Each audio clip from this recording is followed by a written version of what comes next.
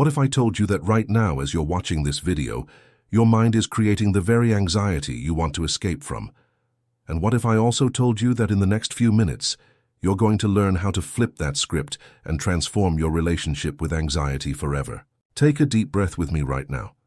Inhale slowly through your nose for 4 counts, hold for 4, and exhale through your mouth for 6. One more time. This simple act you just performed is already beginning to rewire your nervous system, and we're just getting started. I'm going to share something with you that might sound counterintuitive. The goal isn't to eliminate anxiety completely, because that's not only impossible, but also unhealthy. Anxiety serves a purpose. It's your body's ancient alarm system, trying to keep you safe. But when that alarm goes off constantly, when it screams fire in a crowded theater of your mind, even when there's no real danger, that's when we need to step in and recalibrate the system. Today you're going to learn how to become the master of your mind instead of its prisoner. Before we dive deep into the practical strategies, let's ground ourselves with a quick mindfulness exercise. Close your eyes if you feel comfortable doing so, or simply soften your gaze. Place one hand on your chest and one on your stomach. Notice which hand moves more as you breathe naturally. Most anxious people breathe primarily from their chest, creating shallow, rapid breaths that actually fuel anxiety. Now, consciously breathe into your stomach, making that lower hand rise and fall. This is called diaphragmatic breathing, and it activates your parasympathetic nervous system, your body's natural relaxation response. The first major mindset shift you need to make is understanding that anxiety is not your enemy. I know this sounds crazy when you're in the middle of a panic attack, when your heart is racing, your palms are sweaty, and your mind is spinning with worst-case scenarios. But here's the truth that most people don't realize. Anxiety becomes more powerful when you fight it, resist it, or try to push it away. It's like trying to hold a beach ball underwater. The more force you use, the more violently it wants to spring back up. Instead of fighting anxiety, we're going to learn how to dance with it, how to acknowledge it without letting it lead. Think about anxiety as a scared child tugging at your sleeve. That child isn't trying to hurt you, it's trying to protect you, albeit in a very dramatic and often unhelpful way. When you turn to that scared child and say, "I hear you, I see you, thank you for trying to keep me safe, but I've got this handled," something magical happens. The child calms down. The anxiety loses its grip because it no longer needs to scream to get your attention. This brings us to one of the most powerful techniques for managing anxiety, the RAIN method. RAIN stands for Recognize, Allow, Investigate, and Non-Attachment. When anxiety arises, first recognize what's happening. Don't judge it, don't analyze why it's happening, just acknowledge it. I notice I'm feeling anxious right now. Then allow it to be there. Don't try to change it or make it go away. Just let it exist in your body and mind like clouds passing through the sky. Next, investigate with kindness. What does this anxiety feel like in your body? Where do you feel it? Is it tight in your chest, fluttery in your stomach, tense in your shoulders? Finally, practice non-attachment. You are not your anxiety. You are the aware presence observing the anxiety. This creates space between you and the anxious thoughts and feelings. Now let's talk about one of the biggest anxiety triggers, the stories we tell ourselves. Your mind is an incredible storytelling machine. It can take a simple situation like your boss wanting to see you and turn it into an epic disaster movie where you're getting fired, losing your house, and ending up homeless. These catastrophic thinking patterns are called cognitive distortions, and they're anxiety's best friend. But once you learn to identify them, you can start to question their validity. The most common cognitive distortion is catastrophizing, which we just talked about. Another is all-or-nothing thinking, where everything is either perfect or a complete disaster with no middle ground. Then there's mind reading, where you assume you know what others are thinking about you, usually something negative. Fortune-telling is when you predict negative outcomes with absolute certainty. Mental filtering involves focusing only on the negative aspects of a situation while ignoring the positive. And personalization is taking responsibility for things that aren't your fault, or assuming everything is about you. Here's a practical technique for dealing with these distorted thoughts. The 5-4-3-2-1 grounding method. When you notice anxiety rising, name 5 things you can see around you, 4 things you can touch, 3 things you can hear, 2 things you can smell, and 1 thing you can taste. This technique pulls you out of the anxious story in your head and anchors you in the present moment through your senses. Remember, anxiety lives in the future, in the land of what-if scenarios. When you ground yourself in the present moment, anxiety has nowhere to hide. Another crucial mindset shift is understanding that uncertainty is not dangerous. I know this is easier said than done because our brains are wired to perceive uncertainty as a threat. But think about it. Uncertainty is actually the natural state of life. You don't know if the sun will rise tomorrow with absolute certainty. You just trust that it will based on past experience. You don't know if the chair you're sitting on will hold you, but you sit anyway. We live with uncertainty every single day without even thinking about it. The problem is that when we're anxious, we become intolerant of uncertainty. We need to know, to control, to predict. But the harder we grip, the more anxious we become. Learning to be comfortable with uncertainty is like developing a muscle. You start small. Maybe you don't check the weather obsessively before going out. Maybe you don't rehearse every possible conversation scenario in your head. Maybe you don't triple-check that you locked the door. These small acts of releasing control help you build your uncertainty tolerance.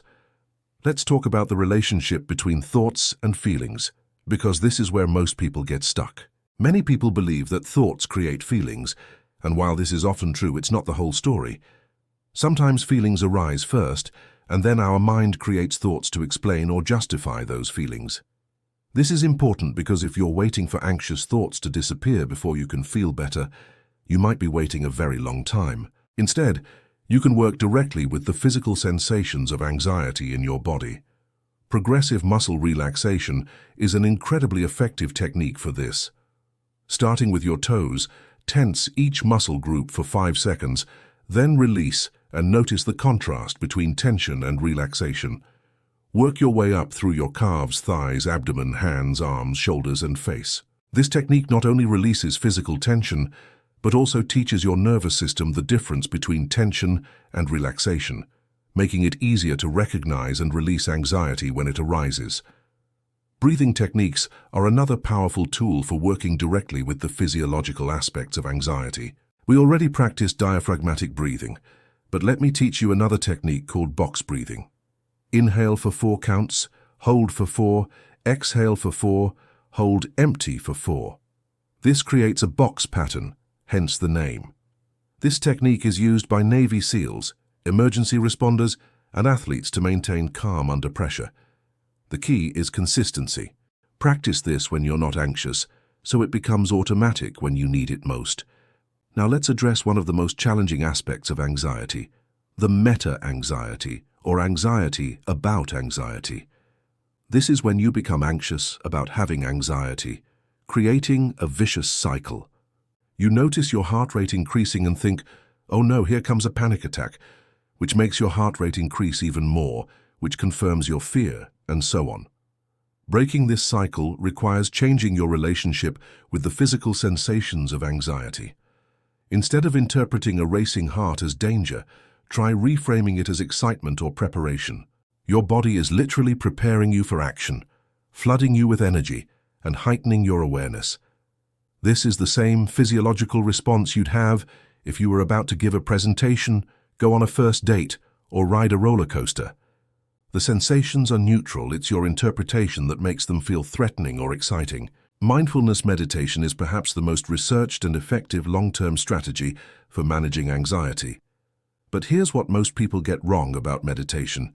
They think the goal is to have a blank mind, to stop thinking entirely. That's not only impossible, but also not the point. Meditation is about changing your relationship with your thoughts and feelings, learning to observe them without getting caught up in them. Start with just 5 minutes a day. Sit comfortably, close your eyes, and focus on your breath. When your mind wanders, and it will, gently bring your attention back to your breath. Don't judge yourself for having thoughts. That's what minds do. Think of thoughts like cars passing by on a highway. You don't need to get in every car that passes by. You can just observe them and let them go. This practice of non-judgmental awareness gradually weakens the grip that anxious thoughts have over you. Let's talk about the role of self-compassion in managing anxiety. Most anxious people are incredibly hard on themselves. They criticize themselves for being anxious. They judge themselves for not being stronger. They compare themselves to others who seem to have it all together. But this self-criticism actually feeds anxiety. When you're already scared and overwhelmed, adding a layer of self-judgment is like kicking someone when they're down. Self-compassion involves treating yourself with the same kindness you'd offer a good friend who was struggling. When anxiety arises, instead of thinking, "I'm so weak, why can't I handle this?" try thinking, "This is a difficult moment, and it's okay to struggle sometimes. I'm human and humans feel anxious sometimes." This shift from self-criticism to self-compassion activates your parasympathetic nervous system and helps regulate your emotional state. Another practical strategy is called anxiety surfing. When you feel anxiety rising, instead of trying to make it stop, imagine you're surfing the wave of anxiety. Waves have a natural pattern. They rise, peak, and then fall. Anxiety follows the same pattern. If you can resist the urge to fight the wave, and instead ride it out, you'll notice that it naturally subsides. This technique helps you build confidence in your ability to handle anxiety and proves to your nervous system that anxiety isn't actually dangerous. Physical exercise is one of the most underutilized tools for managing anxiety. When you exercise, your body metabolizes the stress hormones that fuel anxiety, particularly cortisol and adrenaline. You also release endorphins, your body's natural mood elevators. But here's what many people don't realize. The type of exercise matters less than consistency. A 20-minute walk can be just as effective as an intense gym session if it gets your body moving and your blood flowing. Sleep plays a crucial role in anxiety management that often gets overlooked. When you're sleep deprived, your amygdala, the brain's alarm system, becomes hyperactive while your prefrontal cortex, responsible for rational thinking and emotional regulation, becomes less effective. This creates the perfect storm for anxiety. Prioritizing good sleep hygiene isn't just about feeling rested. It's about giving your brain the resources it needs to regulate emotions effectively. Let's address the elephant in the room: social media and technology. These tools can be incredible for connection and learning, like right now as you're watching this video, but they can also fuel anxiety in subtle ways. The constant comparison to others' highlight reels, the endless stream of negative news, the addictive nature of notifications all contribute to a state of chronic low-level stress that makes us more vulnerable to anxiety. Consider implementing technology boundaries like phone-free zones or times to give your nervous system a break from constant stimulation. Nutrition also plays a significant role in anxiety management. Caffeine, sugar, and processed foods can all contribute to anxiety symptoms by creating blood sugar spikes and crashes and stimulating your nervous system. On the flip side, foods rich in omega-3 fatty acids, magnesium, and B vitamins can support neurotransmitter production and nervous system health. You don't need to overhaul your entire diet overnight, but small consistent changes can have a cumulative effect on your anxiety levels. Now, let's talk about one of the most important concepts in anxiety management: building distress tolerance. This is your ability to sit with uncomfortable feelings without immediately trying to escape or fix them. Most anxiety management strategies focus on reducing anxiety, but building distress tolerance is about increasing your capacity to handle anxiety when it does arise. It's like building emotional muscle strength. One way to build distress tolerance is through exposure, but not the kind you might think. Instead of throwing yourself into your biggest fears, start small. If you're anxious about social situations, maybe you make small talk with a cashier. If you're worried about making mistakes, maybe you intentionally make a small, harmless error to practice tolerating imperfection. These micro-exposures help desensitize your nervous system and build confidence in your ability to handle discomfort. The concept of opposite action is another powerful tool from dialectical behavior therapy. When anxiety tells you to avoid, you lean in gently. When it tells you to isolate, you reach out to someone. When it tells you something is dangerous, you examine the evidence. You're not ignoring anxiety's message entirely, but you're not letting it make all your decisions either. You become the CEO of your life, with anxiety as just one advisor among many. Let's discuss the importance of meaning and purpose in managing anxiety. When you're connected to something larger than yourself, whether it's relationships, creativity, service, or spirituality, anxiety often takes a back seat. This doesn't mean your problems disappear, but they're held within a larger context that gives them perspective. Viktor Frankl, a Holocaust survivor and psychiatrist, wrote that we can endure almost anything if we can find meaning in it.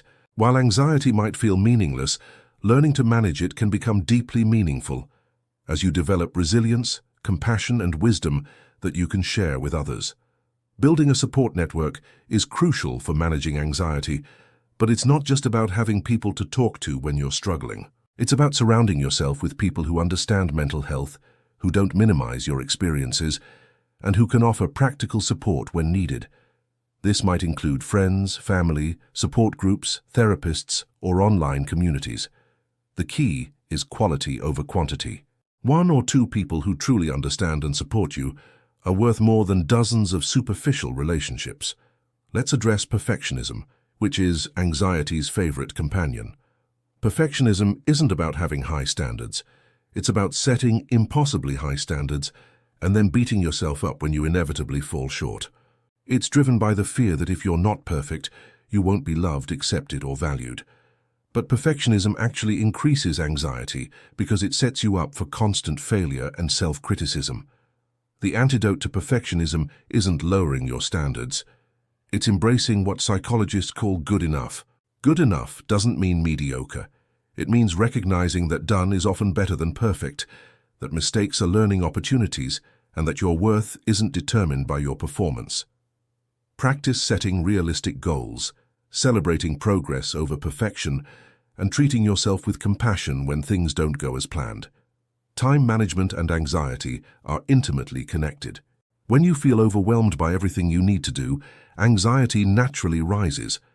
But here's what many people don't realize.